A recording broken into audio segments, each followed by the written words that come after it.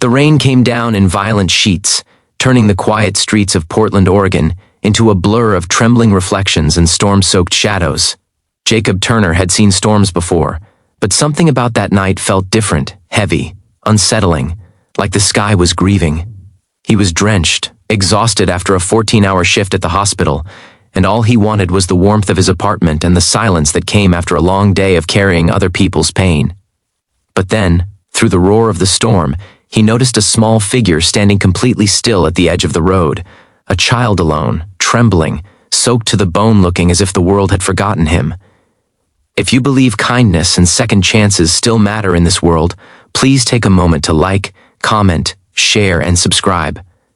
Your support helps stories of hope reach more hearts. Jacob froze for a heartbeat, blinking through the rain as the small boy clutched a bright blue backpack to his chest, his eyes wide with fear.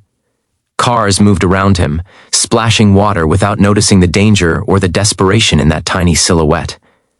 Something inside Jacob shifted, a pull stronger than the exhaustion weighing him down.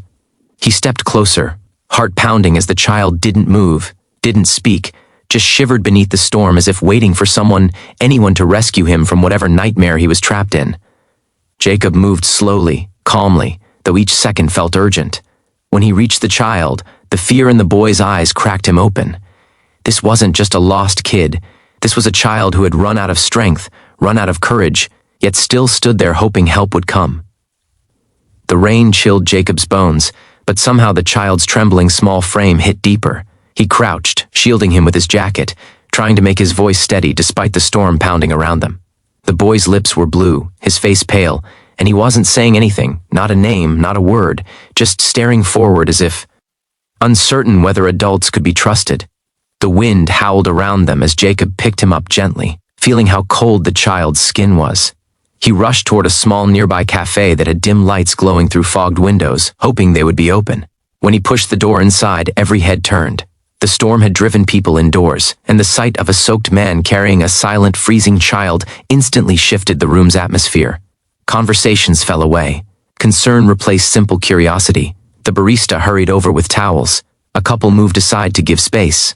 A mother at a nearby table clutched her own daughter a little tighter. Inside the cafe's safety, the child still didn't speak. He sat wrapped in blankets, staring at the floor, as if afraid any sound might break whatever fragile safety he felt. Jacob kept watching him, trying not to overwhelm him, but his mind raced with fear. Was the child hurt? Abandoned? Running from something? The tension inside Jacob's chest grew heavier by the minute. He felt responsible, protective, almost desperate to make sure nothing worse would happen to this boy whose name he still didn't know. As the storm raged outside, Jacob made calls to the police, to nearby shelters, but nothing eased his worry. The officers said they were searching for a missing 7-year-old reported by a frantic mother half an hour earlier, but they couldn't confirm anything until they arrived.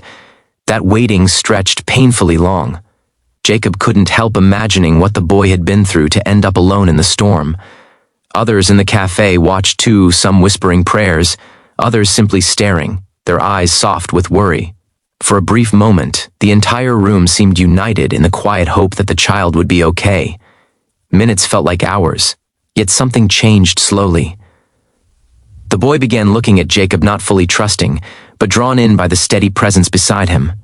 His small fingers gripped the edge of the blanket, and Jacob offered a gentle nod, trying to show him he was safe, not alone, not forgotten. The child blinked, his eyes glassy from cold and fear, and then he leaned slightly against Jacob's arm. That tiny gesture almost broke him. It was fragile, hesitant, but it carried more courage than any words could. When the police arrived, the cafe grew silent again. The child's breath hitched, as if afraid they might take him somewhere unfamiliar. But then one of the officers mentioned the name they had been given. The mother's name is Claire. And this time, the child reacted. His eyes widened, his lips trembled, and a small broken whisper escaped him for the first time. "Mom." The officers exchanged glances. This was the missing boy. Relief rippled through the room so strongly that some people exhaled out loud. They all watched as Jacob picked the child up gently once more, helping him into the patrol car so they could reunite him with his mother waiting at the nearby station. The storm outside hadn't eased, but something inside Jacob felt lighter, steadier, as if he had been carrying a weight he didn't even realize until the moment he could finally let it go. At the station, the doors opened, and a woman ran forward with eyes swollen from crying, her whole body shaking with relief. She swept the child into her arms, sobbing against his hair, whispering his name over and over as if afraid he would vanish again. The boy clung to her, finally breaking into tears himself. For a moment, Jacob stood there watching, overwhelmed by a mix of exhaustion, gratitude, and something deeper, an ache that felt strangely personal despite not knowing them. He felt the officer's hands on his shoulder, thanking him, but their voices blurred into the background as he focused on the reunited pair. It reminded him of the bond he once had with his own family long ago, before loss carved its way into his life. Before leaving, the mother approached him, tears still clinging to her lashes. She couldn't speak at first, her throat tight, her chest heaving with gratitude too big for words. When she finally whispered thank you, it carried the weight of a mother's deepest fear turned into hope by a stranger who chose to care that night. As Jacob stepped back into the rain, people in the station looked at him differently. Not as a stranger, not as a tired man simply passing through another storm, but as someone whose quiet act of compassion had stitched a broken moment back together. And somehow, that small shift felt extraordinary. The city didn't change, the rain didn't stop, but for a brief moment, kindness had turned an ordinary man into a light others could feel. If this story touched your heart even a little, please like, comment, share, and subscribe. Your engagement helps keep meaningful, emotional stories alive. Before the ending, please drop a comment telling what part moved you the most.